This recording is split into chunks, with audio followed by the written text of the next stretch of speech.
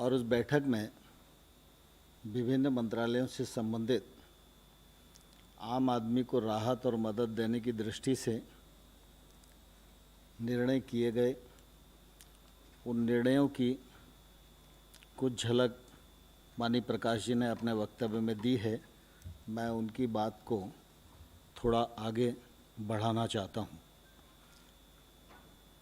आप सभी और सारा देश इस बात का साक्षी है कि वायरस का संकट के समय भी जब लॉकडाउन रहा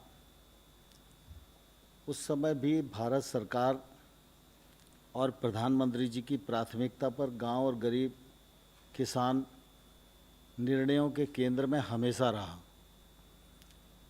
चाहे गरीब कल्याण योजना के माध्यम से राहत देने का सवाल हो या कृषि के क्षेत्र में कामकाज न रुके इस दृष्टि से अनुमतियां देने का सवाल हो।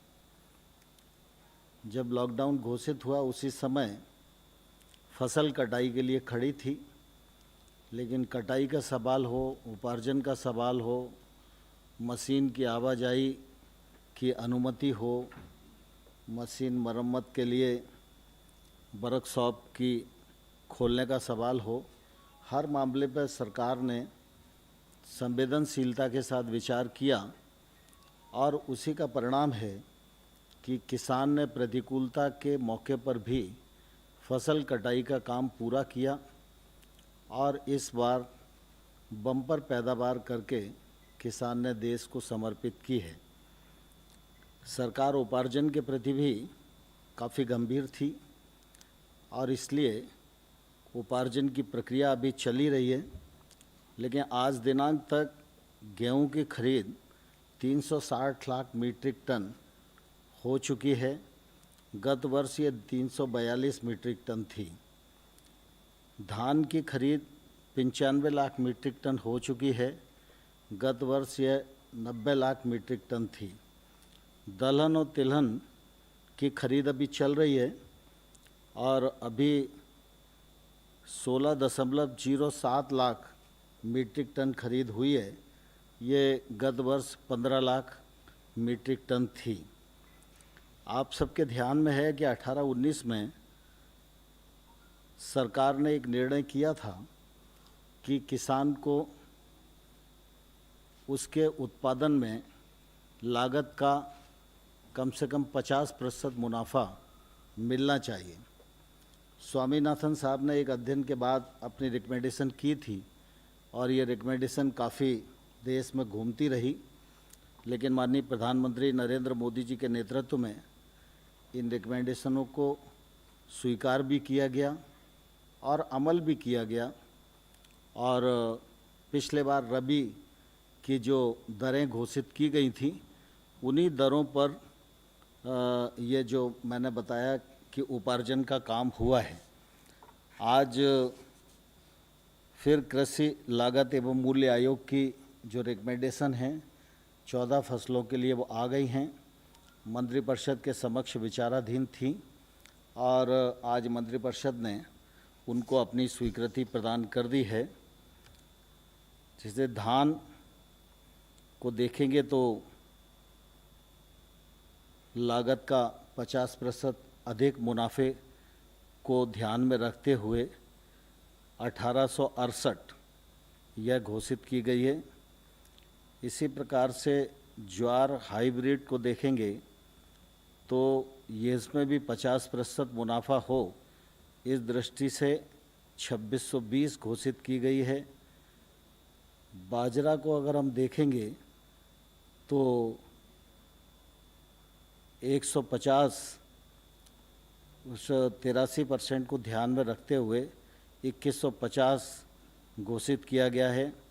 ऐसे ही रागी में 50% की वृद्धि है, मक्का में 53% की वृद्धि है, तूर अरहर में 58% की वृद्धि है, मूंग में 50% की वृद्धि है, उड़द में 64% की वृद्धि है, मूंगफली में 50% की वृद्धि है, सूरजमुखी में 50% की वृद्धि है, सोयाबीन में 50% की वृद्धि है, तिल में 50% की वृद्धि है, राम तिल में 50% की वृद्धि है और कपास में 50% की वृद्धि है। यह जो कृषि लागत और मूल्य आयोग है, यह सामान्य तौर पर एक पूरा मैकेनिज्म बना हुआ है जिसमें वो लोग मिलकर कृषक की उत्पादन में जो लागत आ रही है और लागत के समय जो जो चीज़ें उपयोग होती हैं, चाहे वो बीज की कीमत हो, खाद की कीमत हो, मानव का श्रम हो, बैल का श्रम हो, मशीन का खर्चा हो, डीजल हो, बाकी सारी चीज़ों को जोड़कर वो ये तय करते हैं कि लागत कितनी आ रही है और उसके ऊपर समर्थन मूल्य कम से कम 50% और उससे अधिक, जैसे मैंने 64 भी बताया, 83 भी बताया, इतना प्रतिशत उसमें बढ़ा है। इसका लाभ निश्चित रूप से किसानों को बड़ी मात्रा में अगले बार होने वाला है। इसी प्रकार से अभी ब्याज छूट स्कीम के बारे में माननीय प्रकाश जी ने जिक्र किया था, तो ये ब्याज छूट योजना भारत सरकार की है। बैंकों का ब्याज हम लोगों को मालूम है कि 9% है।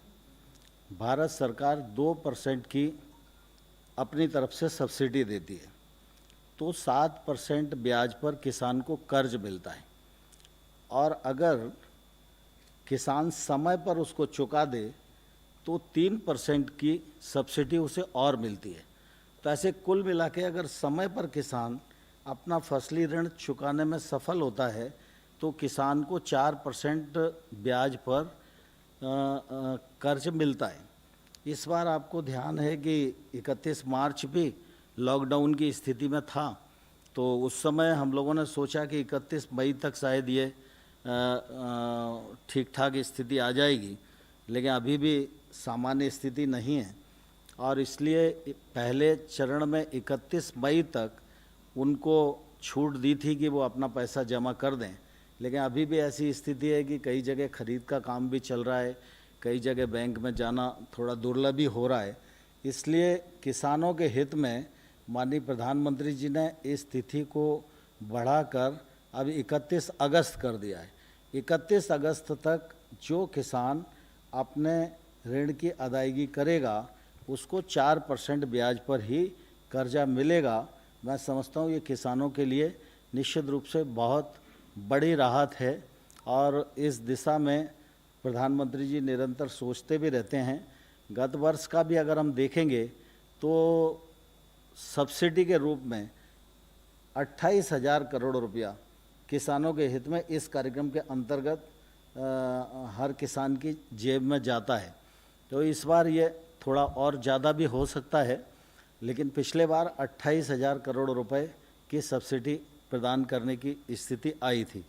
तो यह ब्याज छूट योजना के अंतर्गत देश भर का किसान ये सोच रहा था कि 31 मार्च को नहीं हो पाया, फिर उसको आशा बंधी 31 मई, लेकिन 31 मई को भी वो अवसर नहीं आ पाया, तो इसलिए फिर 31 अगस्त तक की ये छूट प्रदान की गई है। यह निश्चित रूप से किसानों के लिए बहुत ही लाभप्रद रहेगी। मुख्य रूप से मुझे इतना ही कहना है, बाकी